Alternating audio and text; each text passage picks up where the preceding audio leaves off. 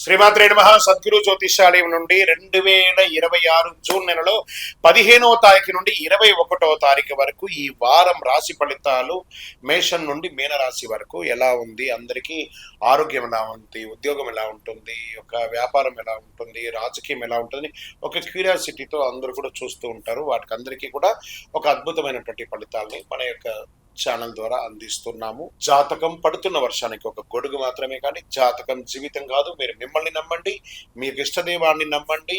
ఈ యొక్క జాతకం అంతా మీ యొక్క వ్యక్తిగత జీవితానికి ఒక 30% మాత్రమే వర్తిస్తుంది. తర్వాత మీ యొక్క పర్సనల్ జాతకం ద్వారానే సంపూర్ణ జాతకం అనేది తెలియబడుతుంది. ఓకే, ఈ వారం గ్రహాలన్నీ కూడా ఎలా ఉన్నాయి అనేది మనం తెలుసుకోబోతున్నాం. ఈ గురు భగవానుడు కర్కాటక రాశిలో ఉచ్చ స్థితిలో ఉన్నాడు. శని మీన రాశిలో సంచరిస్తున్నాడు. రాహు కుంభరాశిలో, కేతు సింహంలో ఉన్నాడు. జూన్ 15 తర్వాత సూర్యుడు మిథున రాశిలోకి ప్రవేశిస్తున్నాడు. శుక్రుడు కర్కాటకంలో ఉన్నాడు. జూన్ 21న కుజుడు వృషభ రాశిలోకి ప్రవేశిస్తున్నాడు. ఈ యొక్క చంద్ర రాశి ఆధారంగా సాధారణంగా ఫలితాలు వ్యక్తిగత జాతకాన్ని బట్టి మారవచ్చు. కాబట్టి మీ యొక్క వ్యక్తిగత జాతకాన్ని మనం తెలుసుకుందాము.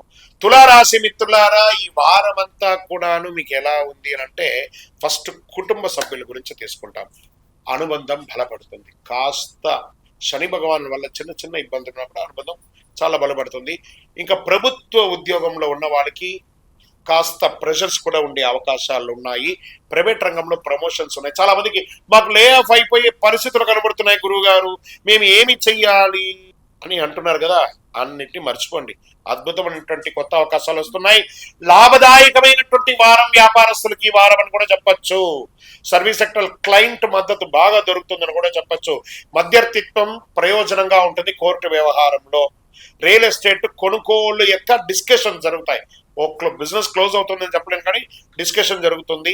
కొత్త ప్రాజెక్ట్లో సంతకం పెట్టే అవకాశాలు ఉన్నాయి. కళాకారులకి, అది టీవీ లేదా సినిమా రంగం వారికి అవకాశాలు ఉన్నాయి. రాజకీయ నాయకులకి మిశ్రమ ఫలితం అని కూడా చెప్పచ్చు. లక్కీ నంబర్ 6, అదృష్ట సంఖ్య, అదృష్ట కలర్ వచ్చేసి మీకు ఊదా మరియు నారంజి కలర్ మీకు బాగా కలిసి వస్తుంది.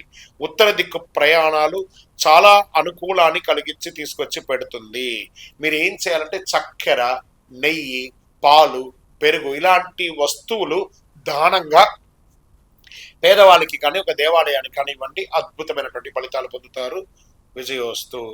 మీ యొక్క వ్యక్తిగత జాతకం తెలుసుకోవడానికి మీ పరిసర ప్రాంతాల్లో ఉన్నటువంటి గురువుల్ని సంప్రదించండి, లేదా మా ద్వారానే తెలుసుకోవాలనుకుంటే డిస్ప్లేలో కనబడుతున్నటువంటి నెంబర్కి మీ పేరు, మీ డేట్ ఆఫ్ బర్త్, మీ time of birth, place of birth WhatsApp చేయండి.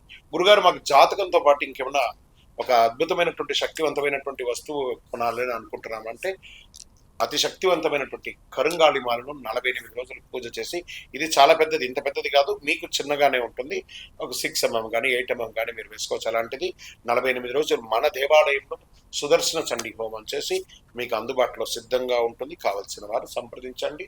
విజయోస్తు.